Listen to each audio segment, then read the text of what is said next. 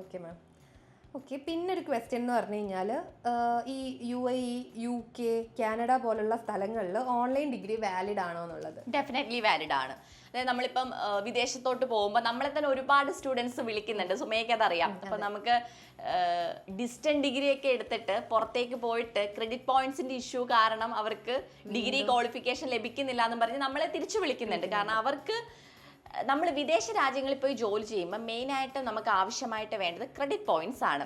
അതായത് ഡിഗ്രി 3 വർഷം പഠിക്കുന്ന ഒരു സ്റ്റുഡൻറ്റിനെ സംബന്ധിച്ചിടത്തോളം ഈ സ്റ്റുഡൻറ്റിന് 132 ക്രെഡിറ്റ് പോയിന്റ്സും 3600 ലേണിംഗ് അവേഴ്സും ആണ് ഇവർക്ക് ലഭിക്കുക. അതായത് ഒരു 3 വർഷം കോളേജിൽ പോയി ഡിഗ്രി ചെയ്താൽ.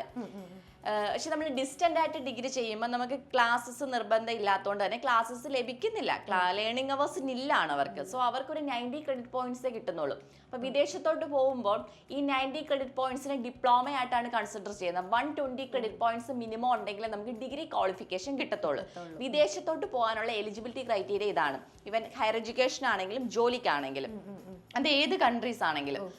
സോ ഓൺലൈനായിട്ട് നമ്മളൊരു ഡിഗ്രി എടുക്കുമ്പോൾ ഈ ഒരു ഇഷ്യൂ വരുന്നില്ല. കാരണം ഓൺലൈൻ ഡിഗ്രി എന്ന് പറയുന്നത് ഇവർക്ക് 3 വർഷവും ഓൺലൈൻ ത്രൂ കറക്റ്റ് ക്ലാസ് കിട്ടി പഠിക്കുന്നതുകൊണ്ട് തന്നെ റെഗുലർ ആയിട്ട് ഒരു കോളേജിൽ പോയി ഒരു കുട്ടി ഡിഗ്രി ചെയ്യുമ്പോൾ കിട്ടുന്ന അതേ ക്രെഡിറ്റ് പോയിന്റ്സും അതേ ലേണിംഗ് അവേഴ്സും ഈ കുട്ടിക്ക് കിട്ടുന്നുണ്ട്. അതായത് 132 ക്രെഡിറ്റ് പോയിന്റ്സും കിട്ടുന്നുണ്ട്.